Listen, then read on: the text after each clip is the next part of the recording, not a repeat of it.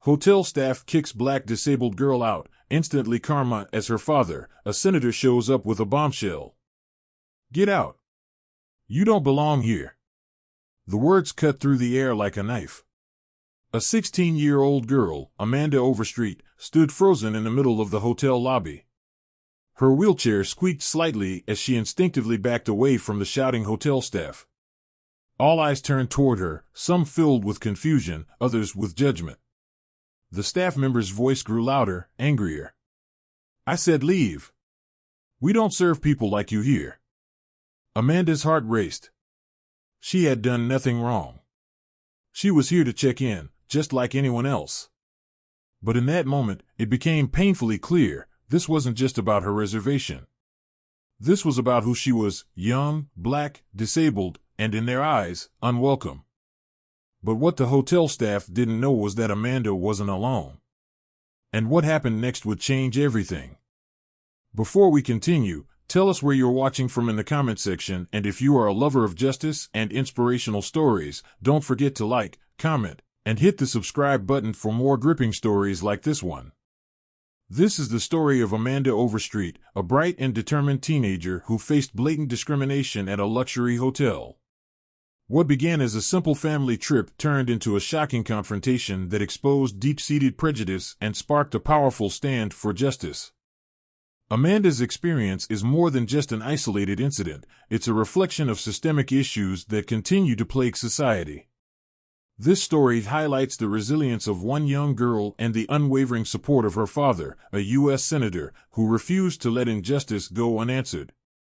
Amanda Overstreet, a vibrant 16-year-old, radiates positivity despite the challenges life has thrown her way. Born with cerebral palsy, she navigates the world with grace and determination, her wheelchair an extension of her indomitable spirit. From an early age, Amanda has been a standout student, consistently earning straight A's and impressing teachers with her sharp intellect and creative writing skills. Her dream? To become a powerful voice for those often silenced by society's prejudices. Amanda's room at home is a testament to her passions, walls adorned with inspirational quotes, shelves lined with diverse literature, and a desk cluttered with notebooks filled with her own poetry and short stories. Despite her physical limitations, Amanda has cultivated a wide circle of friends who admire her quick wit and unwavering optimism. She's known for her infectious laugh and ability to find humor in even the most challenging situations.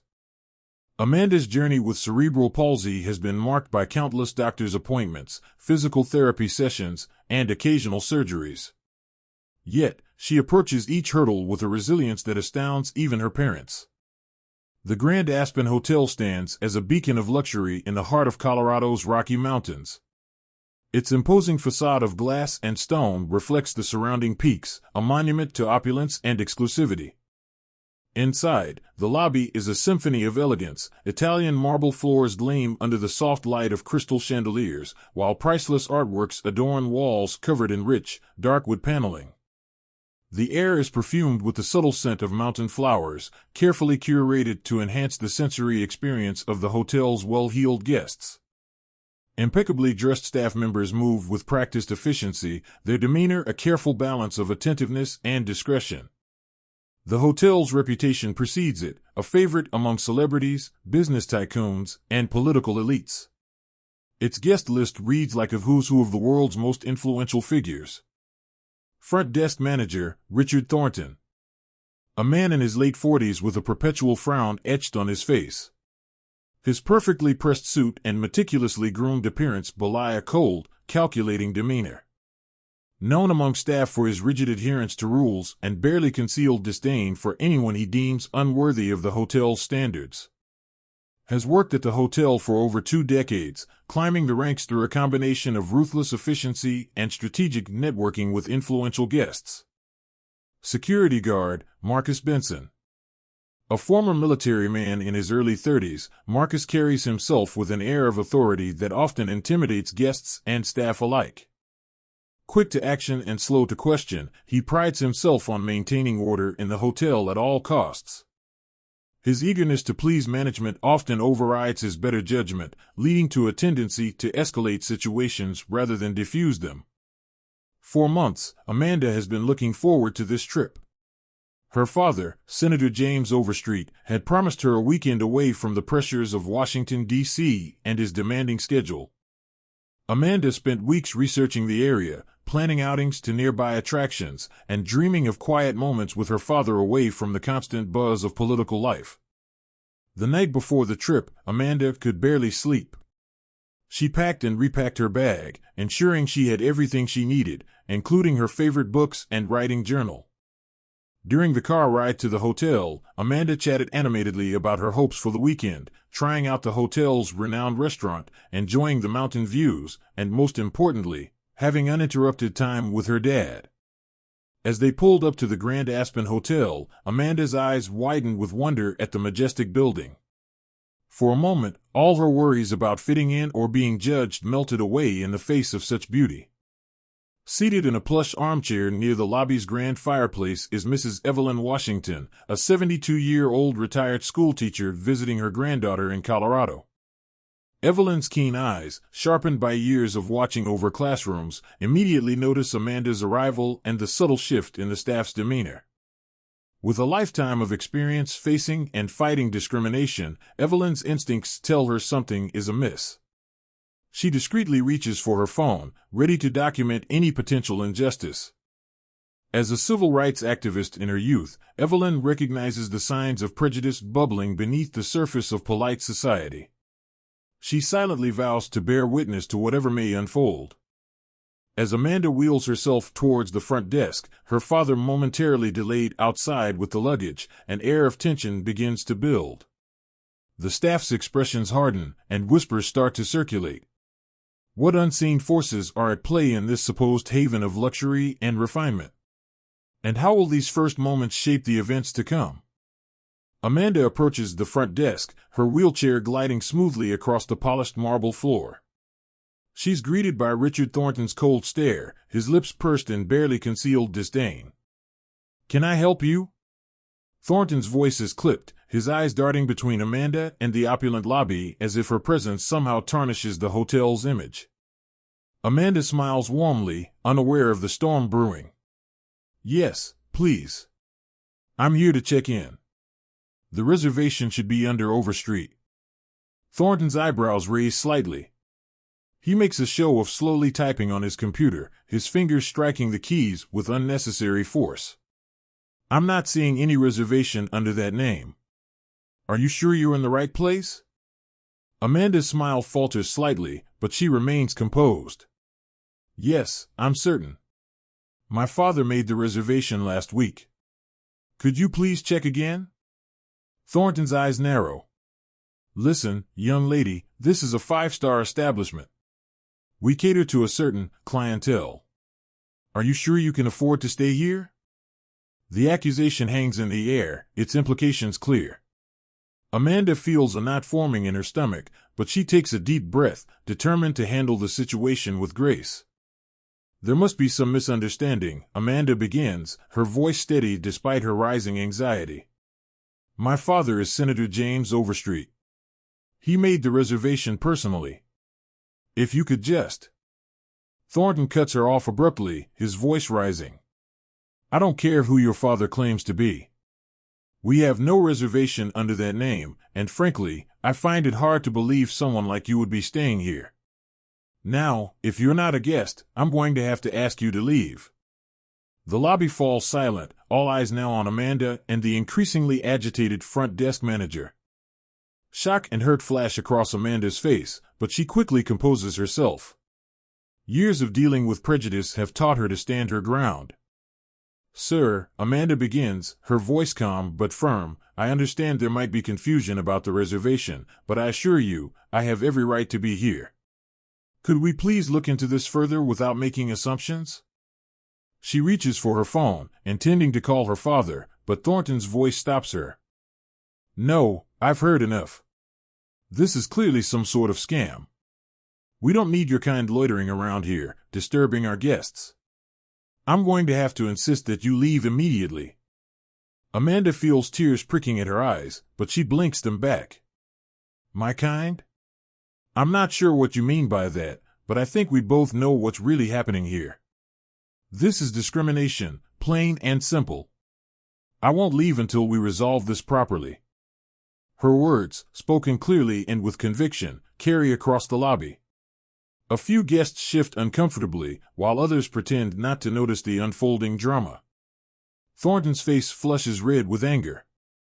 He leans over the desk, his voice low and menacing. Listen here, you little troublemaker. I've dealt with people like you before, trying to cause a scene. Well, it won't work here. He straightens up and calls out, "Security." Marcus Benson, the security guard, appears almost instantly, his hand resting on his radio. What seems to be the problem, Mr. Thornton? This young woman is trespassing and refusing to leave the premises. Please escort her out immediately, Thornton says, his voice dripping with false politeness. Benson nods, turning to Amanda with a stern expression. Miss, I'm going to have to ask you to come with me. Amanda's heart races, but she remains defiant. No, I won't. This is wrong, and you know it. My father will be here any minute, and he'll sort this out. Benson steps closer, his imposing figure looming over Amanda's wheelchair. Don't make this difficult. Come with me now, or I'll be forced to remove you physically. At this moment, Evelyn Washington, the older black woman who had been observing silently, stands up. Her voice, strong and clear, cuts through the tension. Now wait just a minute. You can't treat this young lady like this. It's clear as day what's really going on here. Thornton barely spares Evelyn a glance. Ma'am, this doesn't concern you. Please stay out of it. Evelyn, undeterred, moves closer to Amanda. I've seen this kind of injustice too many times in my life. I won't stand by and watch it happen again. This child has done nothing wrong. Benson looks uncertainty between Thornton and Evelyn, clearly uncomfortable with the situation but unwilling to disobey orders. The lobby has become a theater of uncomfortable silence and furtive glances. Guests pretend to be engrossed in their phones or luggage, but their eyes keep darting to the unfolding scene. A young couple near the elevators whisper furiously to each other, the woman clearly urging her partner to intervene, while he shakes his head, unwilling to get involved. An elderly man in an expensive suit frowns deeply, muttering something about the help these days loud enough for those nearby to hear. A group of teenagers, initially giggling and taking selfies, now stand frozen, their phones held up to capture the incident. One of them, a young girl with brightly colored hair, looks on the verge of tears. Near the bar, a business executive in a crisp suit pulls out his phone, fingers flying as he types out a tweet about the discriminatory practices he's witnessing. A mother quickly ushers her curious children away from the scene, shooting apologetic glances at Amanda as she hurries them towards the elevators. The hotel staff not directly involved hover at the edges of the lobby, exchanging worried glances. A young bellhop looks like he wants to speak up, but is silenced by a sharp look from a senior colleague. As tensions reach a boiling point, with Amanda caught between an aggressive security guard and a discriminatory manager, while a lone voice of support rises from an unexpected ally, the air crackles with the potential for further conflict. Will anyone else find the courage to stand up against this injustice? And where is Senator Overstreet? The next few moments could change everything, but in what way? The tension in the lobby reaches its peak as security guard Benson places his hand on Amanda's wheelchair, ready to forcibly remove her.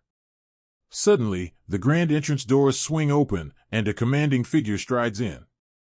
Senator James Overstreet, a tall man in his early 50s, cuts an imposing figure in his tailored navy suit. His eyes, usually warm and kind when looking at his daughter, now blaze with a controlled fury as he takes in the scene before him. Amanda, his deep voice booms across the lobby, causing heads to turn. What in God's name is going on here? As he approaches, the crowd parts instinctively.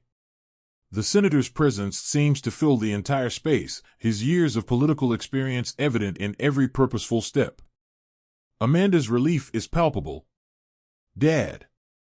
They won't let me check in. They're trying to make me leave. Senator Overstreet's gaze sweeps from his daughter to Benson's hand on her wheelchair, then to Thornton behind the desk. His voice is dangerously calm as he addresses the security guard. I suggest you remove your hand from my daughter's wheelchair immediately. Benson, recognizing the authority in the senator's voice, quickly steps back, his face a mixture of confusion and growing alarm. The senator turns to Thornton, his eyes narrowing. Now, I demand to know exactly what's happening here. Who's in charge? Thornton, his earlier bravado rapidly fading, steps forward nervously. As Senator Overstreet, I presume? There seems to have been a misunderstanding. The senator cuts him off, his voice sharp. A misunderstanding? From what I've seen and heard in the last 30 seconds, this looks like blatant discrimination against my daughter. Is this how you treat all your guests, or just the ones you deem unworthy based on appearance? Thornton stammers, Sir, I assure you, that's not. We have strict policies. Policies, the senator interrupts. I'd very much like to hear about these policies that justify harassing and attempting to remove a paying guest. Especially when that guest happens to be a minor with a disability. The senator's voice carries throughout the lobby, ensuring everyone present hears every word. You've just made a very big mistake. Not only have you discriminated against my daughter, but you've also violated several federal laws in the process. He turns to address the onlookers, his voice taking on the practiced cadence of a seasoned orator. Ladies and gentlemen, I apologize that you've had to witness this disgraceful display of bigotry. Rest assured, this incident will not go unaddressed. Turning back to Thornton, the senator's tone becomes icily formal. I want to speak to the hotel owner and your legal representative. Now. The change in atmosphere is immediate. Thornton's face has gone from red with anger to pale with fear. Of course, Senator. Right away. If you'll just follow me to our private meeting room. No, the senator cuts him off. Whatever you have to say can be said right here, in front of all these witnesses. I think we've had quite enough of your private policies for one day. The hotel's general manager, alerted to the commotion, hurries into the lobby. She's a middle-aged woman named Patricia Lawson, impeccably dressed and clearly distressed by the situation. Senator Overstreet, she begins, her voice placating, I've just been informed of this unfortunate incident. Please allow me to express our deepest apologies. This is not reflective of our hotel's values or standards. The senator's expression remained stern. Ms. Lawson, is it? Your apology is noted, but it doesn't erase what's happened here. I want a full explanation, and I want to know what actions you'll be taking to address this immediately. As Lawson begins to respond, Thornton interjects, his voice quavering. Senator, please understand, there was confusion about the reservation. We never meant to. Confusion, the senator's voice thunders. Is that what you called accusing my daughter of lying, questioning her ability to afford a room, and attempting to forcibly remove her? That sounds like textbook discrimination to me. Lawson shoots a sharp look at Thornton before addressing the senator again. Sir, I assure you this is not how we conduct business. Mr. Thornton's actions were completely unauthorized and do not represent our hotel's policies. We will, of course, be launching a full investigation immediately. The senator nods grimly. An investigation is the bare minimum I expect.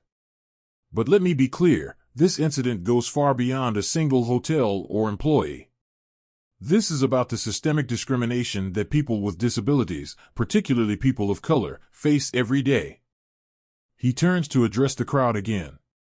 To anyone who witnessed this event or has experienced similar treatment here, I urge you to come forward. My office will be setting up a hotline for statements and complaints. Several people in the lobby begin to step forward, including Evelyn Washington, who approaches with her phone in hand. Senator, I recorded most of what happened here. I'd be happy to provide my statement and the video evidence. The senator smiles gratefully at Evelyn. Thank you, ma'am. Your courage in speaking up is exactly what we need to combat these injustices. Turning back to Lawson and Thornton, the senator's expression hardens. As for you, consider this notice. My office will be filing formal complaints with the Department of Justice's Civil Rights Division and the Colorado Civil Rights Commission. We'll also be reaching out to disability rights organizations to ensure this incident receives the attention it deserves. Lawson, visibly shaken, nods. We understand, Senator. We will cooperate fully with any investigation and take immediate steps to address this situation, including mandatory sensitivity training for all staff and a review of our hiring and customer service policies. The senator's voice is firm. That's a start, but it's not enough. I want a public statement from your corporate office by tomorrow morning, outlining exactly how you plan to make this right, not just for my daughter, but for every person who's ever felt unwelcome or discriminated against in your establishments. He then turns to Amanda, his voice softening. Now, if you don't mind, I'd like to get my daughter checked into her room. I believe we have some plans to discuss making this a teachable moment for everyone involved. As the dust begins to settle on this explosive confrontation, the real work of addressing systemic discrimination is just beginning. How will this incident ripple out beyond the walls of this hotel? Will it spark a broader conversation about accessibility and equality in the hospitality industry? And for Amanda, how will this experience shape her future advocacy work and her view of the world? The story doesn't end here, but where does it go next? As the camera pans across the faces of those gathered in the hotel lobby, the narrator's voice takes on a tone of urgency and hope. What we've witnessed today is not an isolated incident, but a reflection of the challenges faced by millions every day. The question now is, what will we do about it? How can we, as individuals and as a society, stand up against discrimination and work towards a more inclusive world? We encourage you to familiarize yourself with these organizations and the vital work they do. Consider volunteering, donating, or simply educating yourself and others about the ongoing fight for equality. But remember, change doesn't just happen through institutions. It starts with each of us in our daily lives. Speak up when you witness injustice. Educate yourself about the experiences of marginalized communities.